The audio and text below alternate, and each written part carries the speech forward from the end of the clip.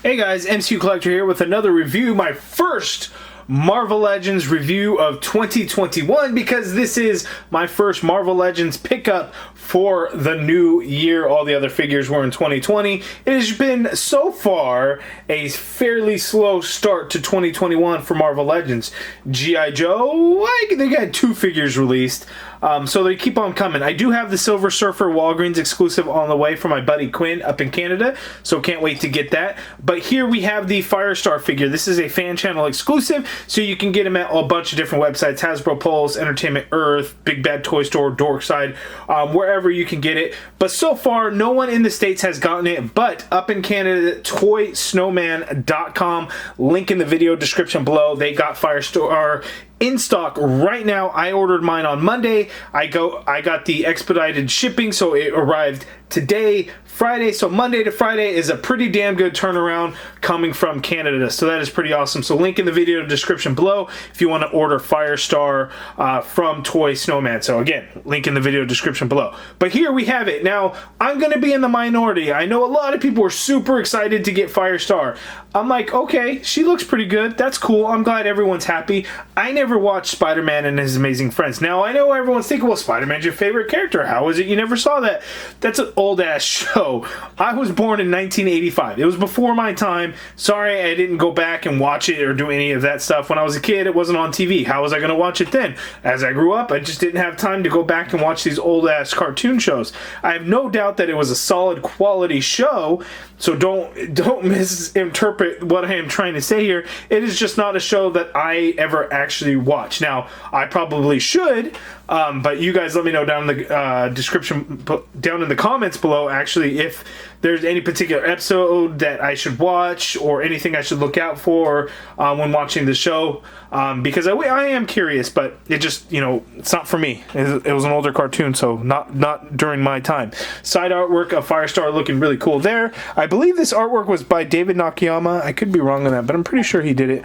Looking at the back of the package, we get some awesome artwork there as well. The bio reads, Marvel's Firestar Angelica Jones soars into battle, harnessing the power of microwaves to combat evil as Firestar. So that is pretty cool. She has an additional interchangeable head. She comes with the dog Miss Lion, which I believe the deco from Miss Lion is based on the West Coast Avengers, I think it is, and not from Spider-Man and His Amazing Friends. But anyway, let's get to it, open her up, and take a look at the figure. Okay, so here is the Firestar figure out of the package. So we see the accessories that she comes with, a pair of interchangeable hands, an additional interchangeable head, and 2 flame effects that can go onto her hands. We've seen those used numerous times, so nothing new here. But we do get Miss Lion, which is new. This is the Pet Avengers version, not the version from the cartoon, Spider-Man and His Amazing Friends, which was a white color dog and was a female dog. But this particular version, the Pet Avengers version, is actually a male dog, and I believe it is May Parker's dog, so Aunt May's dog. Not really sure what was going on with the name, why they stuck with Miss Lion for a male dog, and kind of what was going on with that. So we'll take a closer look at the accessories and then take a closer look at the figure. Okay, so the sculpt of Miss Lion looks pretty good. A lot of fur. It's kind of done in this light gray color, so it is not a white dog. Light gray. We got some red bows in there. We get a couple of different colors in there for the eyes. So we get black, and then it looks like we get kind of like a brownish color, black nose there.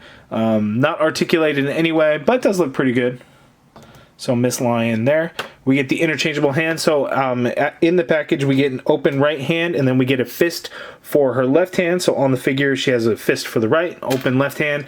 We get these flame effects, as you can see here, and they're done nicely, done in this bright orange color, and it fades into an even brighter color and into a yellow on this particular one. Not so much yellow on this one, but you can kind of see it has that nice flame effect look to it, which I really, really like. And then here we have the interchangeable head, which looks really good. We get those big highlights of dark red going on in there, and that looks really good. So we'll swap those out here right now. Okay, so taking a closer look so we can swap out the heads. This is the head that actually comes in the package. This would be her comic book look for Firestar, and that looks really good. Very kind of, I think on the camera it's looking a little bit more pale than it really is, but it does look really good. I don't know how well that's coming out, but you can actually see a couple of different tones of red actually in her hair. So we get a little bit of a lighter color red up here at the top and then into a darker color hair, and that looks really good. So this head sculpt looks really good, but in my opinion, it's the one that actually kind of represents the Spider-Man and His Amazing Friends head sculpt. I think looks even better. Now the tricky thing is we have this big ass collar here, so how can we get this head sculpt on there when we got all this damn hair to fight with? And it's tricky. Yeah, I'm gonna have to do that off camera, so just know that that's kind of a pain in the ass to figure out how to do, so stay tuned. Okay, so there is the head sculpt. So you really have to force it on there, and it kind of pushes the collar down. Now the good thing is the collar is actually a very soft plastic, so it's not hard plastic, but you do just kind of have to get it on there and just force it down with like the palm of your hand. That is how I was able to get it on there. But this head sculpt just looks amazing. No pun intended there. But you actually have to have this thing in hand, I think, to truly appreciate how good this head sculpt really looks. I really like the way it came out looking. The highlights, definitely a nice touch. Looking at some clips on YouTube from the old animated series that came out in 1981. So I was -4 when the show came out, but just looks really nice. I really like it. So they're definitely going to have her displayed with this head sculpt as opposed to like the flowing hair version. But man, that just looks really good. And then looking at the rest of the figure, it's all just yellow with some red and orange. Not really going to show you a whole lot. Typical female figure. The legs are kind of wonky. It is what it is there. But what Hasbro did do is the flame effect over here on the forearms came out looking really nice and clean. I like the way those look. And then here on her calves as well, they came out very clean and nice. So that is done quite nicely. Hasbro easily could have messed that up, as they have done in the past, but came out looking really clean there. So I like it. Now let's see her articulation. Okay, so for the articulation, we'll start off with this head sculpt since it's already on there. So getting her to look down is not so much an issue. She can look down, but looking up is definitely impossible with the way the hair is sculpted on there. But let's pop this head off. I always get scared popping the females' heads off because I feel like I'm just gonna break. So that head sculpt goes on much easier. So with that flowing hair, she can't really look up either, and that's actually going to be because of the collar piece and not because of the hair. So that is unfortunate, but she can look down. You get a rotation, and then she has some crazy pivot going on here. With this head sculpt, the way the hair is, you're not going to get any pivot going on in there. But pretty disappointing because it is a typical female figure, so pretty lacking in articulation. But you can get the arm to go up that high. You get a full rotation, of course. Single jointed elbow with the swivel at the elbow gives you just about 90 degrees wrist swivel, and they do hinge. She has the diaphragm joint, so she could tilt to the side that much. She could tilt to the other side that much. She can go back, and you can see a little bit of gap in there. She can come forward, hardly any, and then you definitely see a gap in the back. She also has a peg hole on the back, on her back. Legs go out that far apart, so that's nothing. She can kick forward extremely high though, which is great. You have upper thigh cut there, so you get the swivel at the thigh.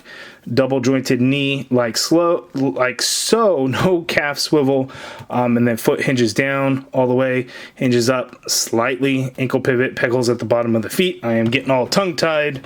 So there it is, Firestar's articulation. Typical female body mold, not a whole lot going for it. That's why, another thing, I wasn't super excited as a lot of folks, because the figure may look cool, the character may be awesome, but it's still the female figure that just is extremely lacking, and I just don't have that personal connection to the character, which hurts it a little bit for me. So, but when I think of like the Silk figure, which uses basically the same body, a lot of the same parts, that character really stands out for me, and that's why, you know, I really hold that figure in high regards as opposed to the Firestar. But I know a lot of folks are going to be extremely happy that this figure even came out. So let's see how she looks next to her amazing friends. So I was going to do this cool thing where I had it kind of looking like the title screen and the intro for Spider-Man and His Amazing Friends. Well, the balancing act only lasted so long, and it took me forever to get all three balanced out in a running type of pose. And I'm kind of mad about it now. So I'll just kind of stand them up next to each other so you can see how they look standing side by side. But before that clip, I guess I will throw in a picture that I was actually able to take of the three of them next to each other in that running like pose. Yeah, frustrated as shit right now. So here it is.